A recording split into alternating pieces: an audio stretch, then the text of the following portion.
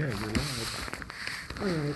Today I wanted to tell you something interesting about springs and about Berkeley Springs, and something that happened, and I had to chuckle because I teach on many things that happen. People come to Berkeley Springs for the springs, and sometimes things happen to them. We've met a lot of people who maybe God intervened and something happened spiritually, and they share their story. So I want to tell you an interesting story in the Bible that I never connected, and it has to do with the word Emmaus. Emmaus. The description of the word Emmaus in spiritual meaning. And Emmaus is described through Greek and Latin form of the Semitic word for warm springs. Warm springs.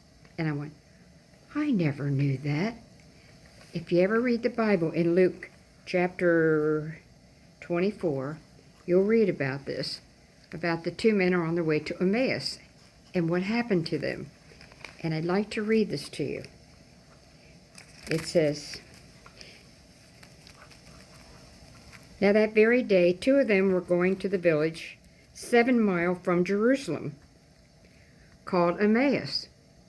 7 miles from Jerusalem, called Emmaus. And they were conversing about the things that had occurred. Now, they're on the way to a town called Emmaus. They're going to the hot springs, to the warm springs. They weren't looking for spiritual things. And here's what happened. They were conversing about all the things that had occurred, and it happened that while they were conversing and debating, Jesus himself drew near and walked with them, but their eyes were prevented from recognizing him. He asked them, what are you discussing as you walk along? They stopped, looking downcast. One of them, named Clopas, said to him in reply, are you the only visitor to Jerusalem who does not know the things that have taken place in these days? Jesus is playing games with them, and he said to them, what sort of things? They said to him, the things that happened to Jesus the Nazarene, who was a prophet, mighty indeed, and the word before God and all the people, how our chief priests and rulers both handed him over to sentence of death and crucified him. But we were hoping that he would be the one to redeem Israel. And besides all this, it is now the 3rd day since this took place.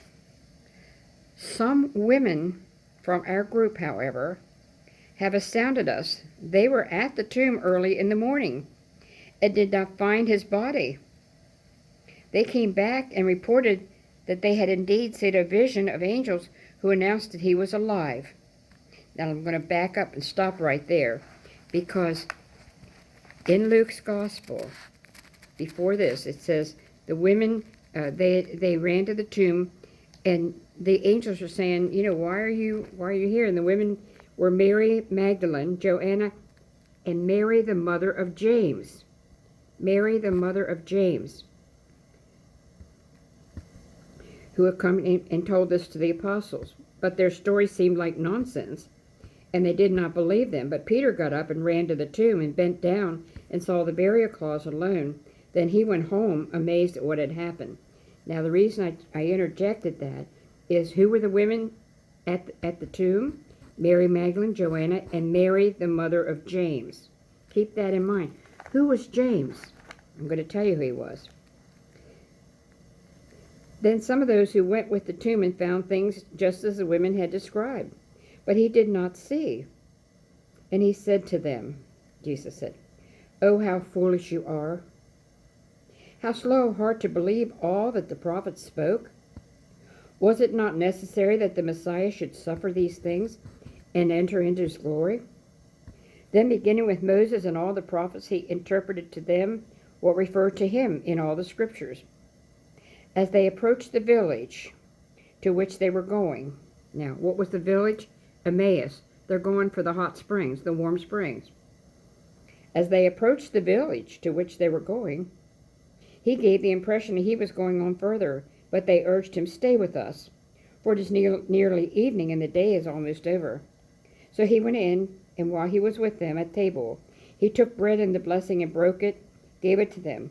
With that their eyes were opened, and they recognized him, but he vanished from their sight. Then they said to each other, "Were not our hearts burning within us as he spoke to us on the way and opened the scriptures to us?" So they set out at once and returned to Jerusalem, and found together gathered the 11 in the upper room, who were saying, "The Lord has risen." Now what's interesting, they were on the way to the warm springs body. But after this happened, what did they do? They went back to Jerusalem. They went to the upper room. Now, how did they go into the upper room? Because it says, now 2 men are on the way to him. One's name was Clopas. In John's Gospel, at the foot of the cross stood Jesus' mother Mary, Mary's sister, the wife of Clopas, and Mary Magdalene. So I'm going to tell you this. Catholics and Orthodox tradition hold that Clopas, believed to be the brother of Saint Joseph, is the same person as Cleopas. Others consider that Clopas and Alphaeus are all the same name. Who was Clopas' wife in the Bible? The answer, Mary of Clopas, is explicitly mentioned only in John chapter 19, verse 25, where she is among the women present at the crucifixion. Now there stood by the cross of Jesus his mother, his mother's sister, Mary of Clopas, and Mary Magdalene. Now they didn't have a name for cousins and all that. So this Mary was the wife of Clopas. Who was Clopas? She was the mother of James. That's why I wondered, how did those 2 men on the way to Emmaus, one's name was Clopas, and they hurried back to Jerusalem to the upper room. How did they get in to the upper room? Because that was his son on the other side. Every time you read in scriptures that James, it always refers to James, the son of Alphaeus. Alphaeus and Clopas are the same person.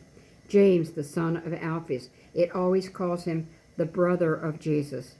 He became the first bishop of Jerusalem. But that's how they went to the upper room, because that was his son on the other side, one of the apostles. I find it very interesting. I don't know if this is making any sense to you or not, but check it out. Thank you.